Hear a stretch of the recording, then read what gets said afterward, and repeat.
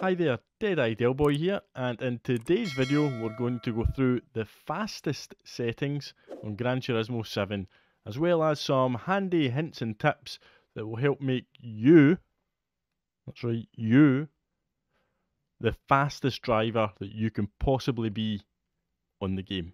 Now, you might be thinking that's a bold claim, but it would amaze you how many people have probably been playing the game for a while, or maybe they've recently picked a game up over Christmas, anything like that, and they are still not using the fastest settings on the game. And we're going to make sure that that's not a problem anymore. Okay, so first things first, let's jump in to see the settings of Gran Turismo 7. So, settings. If we go into assist settings, this is where there is a lot of information and a lot of people will be doing things that aren't the fastest way to do things, but not realise it's not the fastest way to do things. So, let's quickly talk about each item. Make sure you've got the optimum, fastest settings on.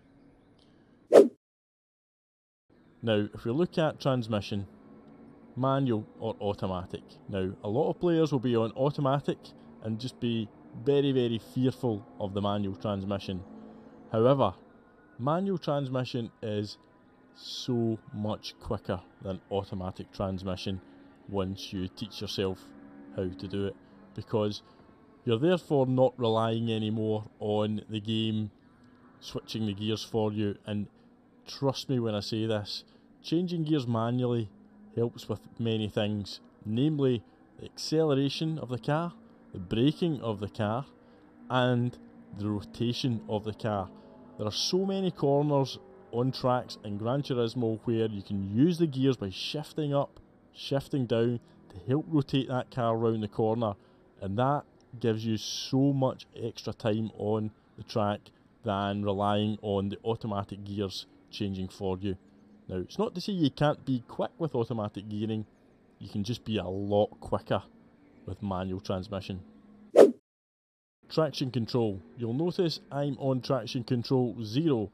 You can have the traction control all the way up to 5, which will give you loads of stability and grip. However, it will also slow the car down quite noticeably over the course of a race.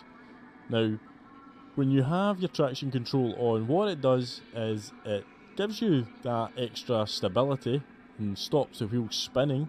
However, it bogs the car down and it restricts the acceleration coming out of corners, and that leads to a lot of lost time.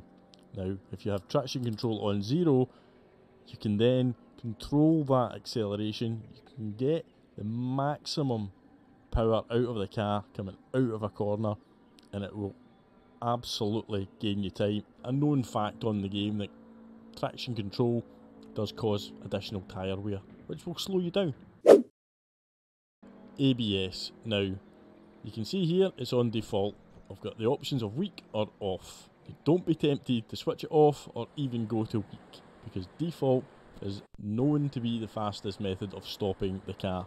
It's what all the World Tour drivers use. It's what everybody on Gran Turismo daily races should be using, because it's the fastest way to get the car stopped. There's just no doubt about that. So please make sure you check your ABS settings and keep it on default. Auto drive. We've got 3 options: off, brake, brake and steering. Now, pretty self-explanatory. You want to be doing all the driving yourself if you want to be the fastest that you can be. Don't have any of these assists on. If they're on and you feel like you need them on, then take them off, bite the bullet and learn to drive with just your own acceleration, braking and steering. Driving line assistance. Now, you've got the option of corner indicators or driving line. Now, I would personally recommend neither of these. Not that they would necessarily cause your car to go slower, they just become a bit of a crutch. And if you can learn the track without these assistances on, you will be faster, because you'll have more confidence in what you're doing, because you'll know the car, you'll know the track, you'll know where to brake, you'll know the line to take through the corners, and it's just overall a much more realistic and quicker method. Braking indicator. Now, the braking indicator, you can have it on or off. Now, quickly show you what it looks like with the braking indicator on. We're going to be approaching now the braking zone, so see the dashboard going red, and you can see there brake warning coming up on the screen. That, to be honest with you, that's an option that you might want to use, and by all means use it to your heart's content. It makes no difference to the speed of the car. Braking area on or off. Let's see what it looks like when you've got the braking area on. So you can see up ahead you've got the area saying brake, which we will do so. Now, I'm personally not a big fan of that assist, purely because I think it tells you to brake on the side of caution. I believe that it's actually telling you to brake slightly earlier than you need to brake, so not for me. I have seen people use it and use it effectively, but for me it just would be a little bit too off-putting. Plus, I think it takes away from the realism aspect of the track as well when you see that flashing on the road. Replacing the car after leaving the track, well, that's quite self-explanatory. What that will do is, if your car ends up in a position way off the track, it will basically reset your car on the track, but quite a bit further back. Again, not for me, doesn't add to the realism of the game, and to be honest with you, I think I'd probably be quicker just getting the car back on the track myself and waiting for the game to replace me further back. So personally, I would always have this switched off. Active stability management. This is something that I've seen more people using in Gran Turismo 7 than I ever seen anybody use in Gran Turismo Sport. Basically, what this does is it stops your car from, well, it helps prevent, as it says along the bottom of the screen there, the car from spinning out. Now, I've seen this being used to great effect for all the wrong reasons. I've seen really bad drivers using it as a crutch to basically bump into other cars, knowing that it's going to be really difficult for their car to spin, whilst the unfortunate victim has been left spinning into the wall. And I've seen some really dirty drivers using it basically to stop them being spun out when they're attempting to take out another driver. So again, for me, it's not the fastest way to drive because it will slow the car down as it tries to stabilise the car. So if you're trying to be as quick as you can be, don't have this assist on. If you're trying to be really dirty and smash people off the track, then by all means, fill your boots, stick this on, but I wouldn't recommend it. And I wouldn't recommend being dirty either. Just don't be. Be clean.